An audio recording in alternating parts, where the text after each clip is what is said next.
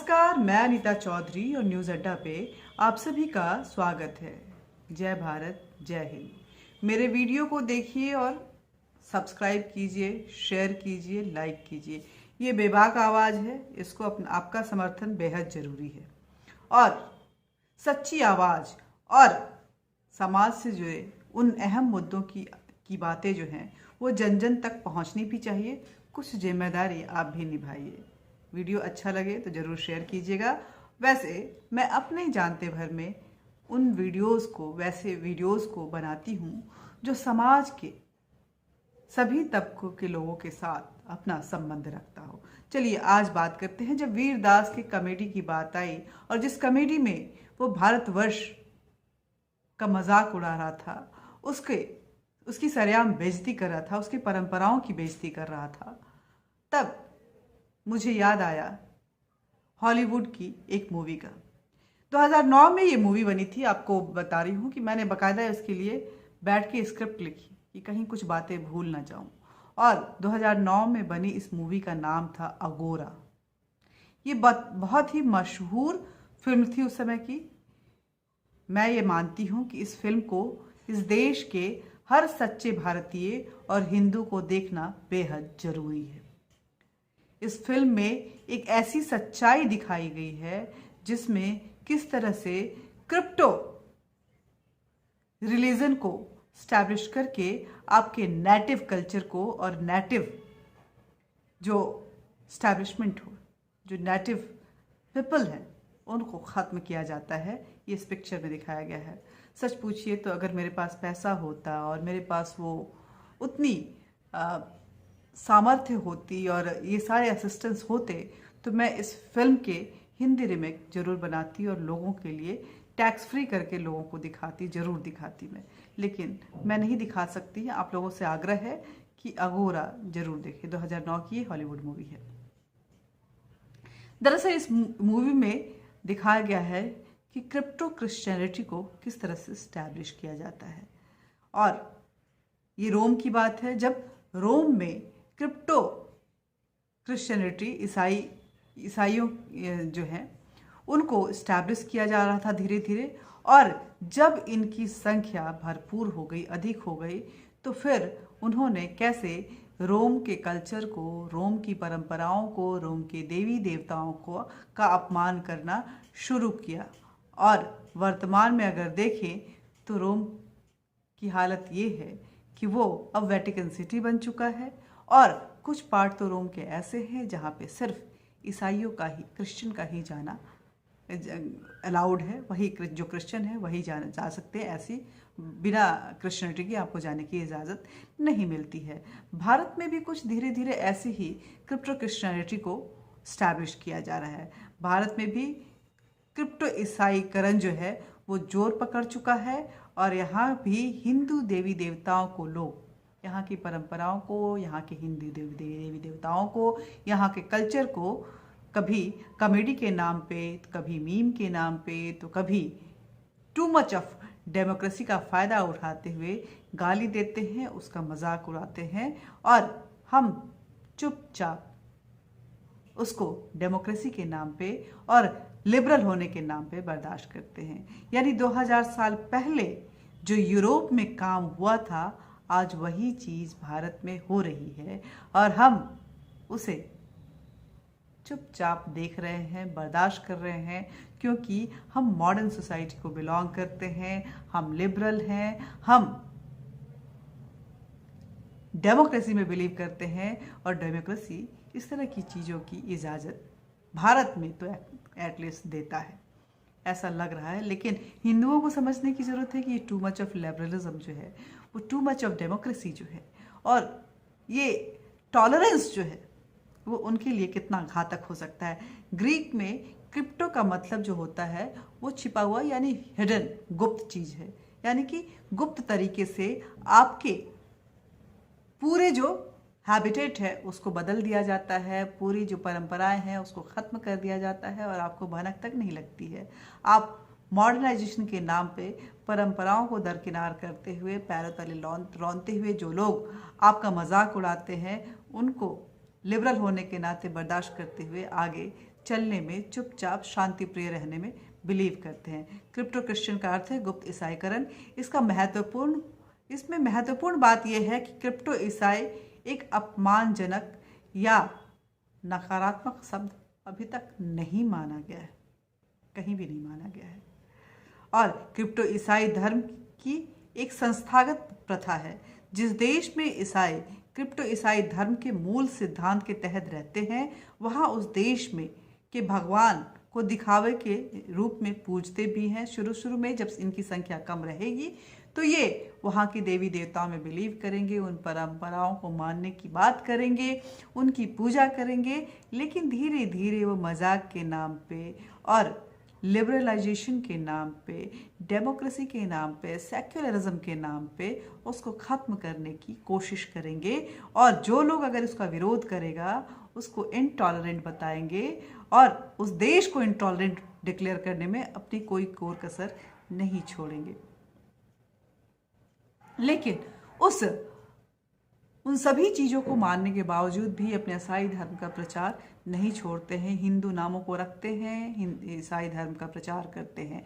Crypto ईसाई की शुरुआत का उदाहरण जो है वो रोमन साम्राज्य में पाया जाता है। जब ईसाई धर्म के शुरुआती दौर में रोम में अपने पैर जमा लिए थे तो महान रोमन सम्राट ट्रोजन ने तुरंत ईसाई धर्म को रोमन संस्कृति के लिए एक खतरे के रूप में देखा और जितने रोमन ईसाई बने उनसे कहा कि या तो वो ईसाई धर्म छोड़ दे या मृत्युदंड भुगतने के लिए तैयार हो जाएं। रोमन ईसाइयों ने मृत्युदंड से बचने के लिए ईसाई धर्म छोड़ने का नाटक तो किया। ये ऊपर से रोमन देवी देवताओं को पूजा करते थे लेकिन अंदर से ईसाई धर्म में ही विश्वास करते थे। जैसे ही विशेष समुदाय के लोगों ने के प्रतिशत जो है वो बढ़ने शुरू हो गए, वो घुल मिल कर रहे और जब ये प्रतिशत जो है जैसे जैसे बढ़ता गया, ये कानून का पालन जो है वो करना छोड़ चुके, अपने नियम बनाने शुरू कर दिए। लेकिन जब इनकी संख्या 25% से ऊपर हो गई तब इन्होंने अपने कानून की मांग शुरू कर दी, अपने नियमों की मांग शुरू कर दी और गैर ईसाइयों के साथ दुर्व्यवहार करने शुरू कर दिए। ऐसा ही कुछ आपको मुस्लिम इस्लामीकरण में भी देखने को मिलेगा कि जब ये गैर मुसलमानों के पास रहते हैं, जब इनकी संख्या कम होती है तो उनके त्योहारों को मनाते हैं, उनकी परंपराओं को मानते हैं, गंगा जमनी तहजीब की बात करते हैं। लेकिन जैसे जैसे इनकी संख्या बढ़नी शुरू होती है ये इंटॉलरेंट हो जाते हैं, जो आपको साउथ के कई इलाकों में देखने को मिलेगा। केरल तो इसका चश्म जीता जागता उदाहरण है, जहाँ पे पूजा से लेके हर चीज़ पे रोक लगाई जाती है। और यही नहीं, आप दिल्ली में भी देखेंगे, कई जगहों पे देखेंगे कि मुस्लिम जो है वो बहुत ही बेहद खफा हो जाते हैं, नाराज़ हो जाते हैं जहाँ पे उनकी संख्या ज़्यादा होती है, जब गैर मुस्लिम जो है अपने त्योहारों को मनाते हैं और उसको रोकने के लिए वो भरसक कोशिश करते हैं। लेकिन क्रिप्टो ईसाई विशेष समुदाय की तरह, हालांकि मुस्लिम समुदाय और ये क्रिप्टो ईसाई जो हैं क्रिश्चियनिटी की अगर बात करें तो वो थोड़ा सा डिफरेंस है कि वो हिंसक हो जाते हैं, ये हिंसा से बचते हैं। लेकिन मोटो जो है दोनों का एक ही होता है कि किसी न किसी तरह अपने धर्म का प्रसार करना और जो वहाँ का नेटिव रिलीजन है उसको ख़त्म करना। ये भारत में बहुत ज़ोर शोर से चल रहा है, बचने की ज़रूरत है। आपको बता दें, अरविंद केजरीवाल आप जब देखेंगे तो भारतीय परंपराओं की, भारतीय त्योहारों के खिलाफ नज़र आते हैं। वो कोर्ट पहुंच जाते हैं, वो पटाखे पे रोक लगाने की बात करते हैं, वो पता नहीं कैसी कैसी बातें करते हैं। आप छठ पूजा नहीं मनाने देने की बात करते हैं और बहुत अजीब अजीब सी बातें करते हैं। लेकिन आपको बता दें कि अरविंद केजरीवाल एक हिंदू नहीं बल्कि क्रिप्टो ईसाई हैं, गुप्त रूप से ईसाई हैं। वो मदर टेरेसा के साथ काम करते हुए केजरीवाल ने माना जाता है कि ईसाई धर्म को अपना लिया था। अब अगर आप प्रूफ पूछेंगे तो ऐसा लिखित प्रूफ तो नहीं दे सकते, लेकिन आपको बता देना चाहती हूँ कि उन्हें वेटिकन के पास उस हिस्से में जाने की भी इजाज़त है जहाँ सिर्फ ईसाई जा सकते हैं। और जब मदर टेरेसा को संत की उपाधि दी गई थी तब वेटिकन में पूरे भारत के मुख्यमंत्रियों में से केवल अरविंद केजरीवाल को ही आमंत्रित किया गया था और वो वहाँ गए थे। हाल ही में प्रोफेसर केदार मंडल ने देवी दुर्गा को वैश्या कहा था, याद होगा आपको। ये क्या था? क्या ये दूसरी सदी कि रोम की याद नहीं दिलवा रहा है आपको, जहाँ उनके देवी देवताओं को कि किस तरह से अपमान होते थे? बताइए, कोई हिंदू होते हुए क्या अपने देवी देवताओं को वैश्या कह सकता है? लेकिन केदार मंडल ने कहा था, भारत में ऐसे कई गुप्त ईसाई हैं जो फॉलो तो हिंदुइज्म को करते हैं, लेकिन वो हिंदू नाम भी रखते हैं, लेकिन हिंदू और हिंदू देवी देवताओं को गाली देने, उनकी परंपराओं को गाली देने का मौका कभी नहीं चूकते हैं। यहाँ पे धर्मनिरपेक्षता की बात करेंगे वो, वामपंथ और बौद्ध धर्म का मुखौटा पहने हुए रहेंगे वो, और आपको धीरे धीरे नीचा दिखाने की कोशिश करेंगे। आपके अंदर इन्फीरियरिटी कॉम्प्लेक्स बढ़ना शुरू कर देंगे। भारत में ईसाई आबादी की आधिकारिक तौर पर 20 मिलियन है, पर अगर मुझसे पूछेंगे तो भारत में 1 करोड़ से ज़्यादा ईसाई, 10 करोड़ से भी ज़्यादा ईसाई जो हैं वो निकलेंगे, क्योंकि बहुत सारे तो गुप्त तरीके से वो काम करते हैं। आचार, कोई आश्चर्य नहीं होगा अगर वो निकल जाए तो। मैं ये बताती हूँ, ये गणना करवानी चाहिए, उन क्रिप्टोज को भी उसमें शामिल किया जाना चाहिए। सिर्फ अकेले पंजाब की अनुमानित ईसाई आबादी अगर पूछे तो 10% से ऊपर हो चुका है। पंजाब सिख धर्म का तो पालन करते हैं, लेकिन वो क्रिश्चियनिटी में कन्वर्ट हो चुके हैं। उन्हें वो अपने हिडन तरीके से वो क्रिश्चियनिटी परंपराओं को स्टैब्लिश करने की कोशिश कर रहे हैं। वो क्रिप्टो ईसाई जिनको हम कह सकते हैं, और ये वजह है कि केजरीवाल पंजाब के चुनाव में अच्छी खासी वोट मिल जाती है, वहाँ पे वो अपने आप को स्टैब्लिश कर पाता है। कई क्रिप्टो ईसाई को देखिए जो आरक्षण लेने के लिए हिंदू नाम तो रखते हैं, लेकिन इनमें राम, कृष्ण, शिव, दुर्गा आदि देवताओं के अनेक नाम रहेंगे। यहाँ तक कि इन्हें संघ के लोग स्वप्न में भी गैर हिंदू नहीं समझ सकते, जो कि सबसे बड़ी हिंदू संगठन मानी जाती है आरएसएस।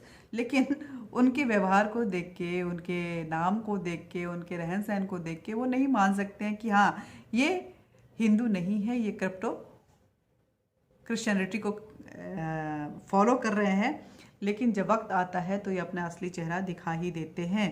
पूर्व राष्ट्रपति आर.के. नारायण, जो जीवन भर दलित बनकर इस देश की मलाई खाते रहे, जब उनकी मृत्यु हुई तब लोगों को पता चला कि वो ईसाई धर्म अपना चुके थे, और ईसाई धर्म के अनुसार उन्हें दफनाने की प्रक्रिया के साथ ही उनका अंतिम संस्कार किया गया। तो आप समझ सकते हैं कि कितने हिडन तरीके से इसको फॉलो किया जाता है। देश में ऐसे कई क्रिप्टो ईसाई हैं जो हिंदू नाम से हिंदू धर्म पर प्रहार कर वेटिकन के एजेंडे को हमारे यहाँ एस्टैब्लिश करते हैं। कांग्रेस नेता अंबिका सोनी भी उनमें से एक हैं, जिन्होंने श्री राम को काल्पनिक बताया था। ये भी एक क्रिप्टो ईसाई मानी जाती हैं, जो संजय गांधी की बेहद करीबी थी, और बाद में सोनिया गांधी ने इन्हें अपने सबसे करीब रखा था, और ये कन्वर्जन को बहुत बढ़ावा दे रही थी उस वक्त। सिर्फ यही नहीं, गौरी लंकेश जो कि हिंदू नाम है, लेकिन आप देखिए किस तरह से वो बिहेव कर रही थी, किस तरह की बातें कर रही थी, और वो किस तरह से ब्राह्मण्स को, हिंदूज को फेसबुक पर पानी पी कर गाली देती थी।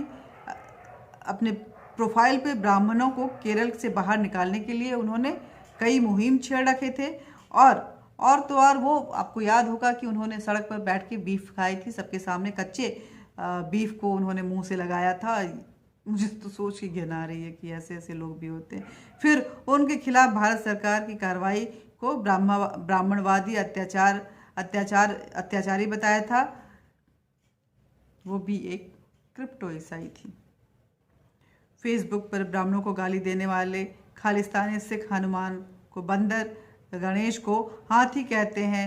क्रिप्टो ये सारे के सारे कहीं ना कहीं बहुत इन्फ्लुएंस होते हैं, और हिडन तरीके से जो क्रिश्चियनिटी है उसको इस्टेब्लिश करने की कोशिश करते हैं, या फिर इस्लामिज़म को। तमिलनाडु में क्रिप्टो ईसाई बहुत सारे हैं जिन्होंने अपनी द्रविड़ पहचान छुपाकर उत्तर भारतीयों पर हमला किया है और करते रहते हैं। बंगाल में हिंदी का विरोध करने वाले क्रिप्टो ईसाई हैं। जिस राज्य में सबसे अधिक हिंदी गायक दिए, आज वही राज्य जो है हिंदी का विरोध करता है। नरेंद्र दावेलकर की एक क्रिप्टो ईसाई थे, जो अंधविश्वास के नाम पर हिंदू त्योहारों के खिलाफ एजेंडा चला रहे थे और बकरीद पर निर्दोष जानवरों की बलि दे रहे थे, और मृत व्यक्ति यीशु की पूजा कर रहे थे। केदार मंडल, जो देवी दुर्गा को वैश्या कहते हैं, अपने फेसबुक पर ब्राह्मणों के खिलाफ दिन रात बोलने वाले दिलीप सी मंडल व बामन विश्राम के भी क्रिप्टो ईसाई हैं। ये सारे जितेंद्र यादव जो और सुनील जनार्दन यादव जैसे लोग, कई यादव भी जो हैं जो महिषासुर की पूजा करते हैं, वो भी कहीं ना कहीं अपने आप को क्रिप्टो क्रिश्चियनिटी में कन्वर्ट कर चुके हैं। तमिल अभिनेता विजय एक क्रिप्टो क्रिश्चियन है जिनका पूरा नाम जोसेफ विजय चंद्रशेखर है। आम आदमी पार्टी के नेता आशीष खेतान भी एक क्रिप्टो ईसाई हैं। उनकी पत्नी का नाम क्रिस्टीनिया लीडिया फर्नांडिस है और दोनों के बच्चे ईसाई हैं। वामपंथी नेता डी राजा क्रिश्चियन है, उनका असली नाम डैनियल किंग है। आंध्र प्रदेश के मुख्यमंत्री जगन मोहन रेड्डी एक क्रिप्टो ईसाई हैं, वो ईसाई धर्म को फॉलो करते हैं। छत्तीसगढ़ के पूर्व मुख्यमंत्री अजीत जोगी को कौन नहीं जानता है, वो भी एक ईसाई थे और उनका पूरा परिवार ईसाई है। कांग्रेस नेता के कई नेता जो हैं वो भी क्रिप्टो क्रिश्चियन हैं। कांग्रेस प्रवक्ता शोभा ओझा भी एक क्रिप्टो ईसाई हैं। ये पता तब लगा जब उनकी मां को पूरे ईसाई रीति रिवाज के साथ दफनाया गया था। उनका नाम शर्मा थॉमस था। इसी तरह हमारे आसपास हजारों हिंदू नामधारी हैं जिन्हें हम हिंदू तो समझते हैं, लेकिन वास्तव में वो क्रिप्टो क्रिश्चियन होते हैं। अरविंद केजरीवाल एक ऐसा ईसाई धर्म का वर्णन करते हुए, आपको याद होगा कि उन्होंने ईसाई धर्म का वर्णन करते हुए कहा था कि वह पूरे ईसाई रीति रिवाज से जीसस के आदर्शों पर दिल्ली सरकार को चलाना चाहते हैं, क्योंकि उन्हें उन पर पूरा विश्वास है। एक और उदाहरण मैं आपको देती हूँ। दिल्ली सरकार ने सरकारी खर्चे पर एक कुटिल ईसाई पुजारी को बुलाकर फर्जी चिकित्सा कार्यक्रम का आयोजन किया था और अरविंद केजरीवाल और मनीष सिसोदिया खुद मंच पर चढ़कर जहां ईसाई पुजारी बहरेपन और कैंसर जैसी बीमारियों से पीड़ित लोगों को छूकर उनका इलाज कर रहा था, उसी दिन वो चढ़कर किस तरह से उनका उत्साह बढ़ा रहे थे। क्या समझा जाए इसको? ये एक ऐसा कन्वर्जन का वर्जन है जो बहुत हिडन है, घातक है। हमारे लिए आने वाले समय में हमारे अस्तित्व के लिए खतरा है, लेकिन हम इसे बर्दाश्त करें। इस सच्चाई को ज़्यादा से ज़्यादा शेयर कीजिएगा, लाइक कीजिएगा, सब्सक्राइब कीजिएगा और अपने आसपास के लोगों के दिनचर्या पे नज़र बना के ज़रूर रखिएगा। कहीं नाम छुपाकर आपके अस्तित्व को ख़त्म करने की फिराक में तो नहीं है, आपके नीचे की ज़मीन उखाड़ने की फिराक में तो वो नहीं लगे हुए हैं। और इस देश के पूरे जो मूल निवासी हैं, जिन्हें हम आर्यन कहते हैं, भारतीय कहते हैं, जिन्हें हम हिंदू कहते हैं, सनातनी कहते हैं, उनको ख़त्म करने की एक साजिश तो नहीं रच रहे हैं। नमस्कार, जय हिंद, जय भारत।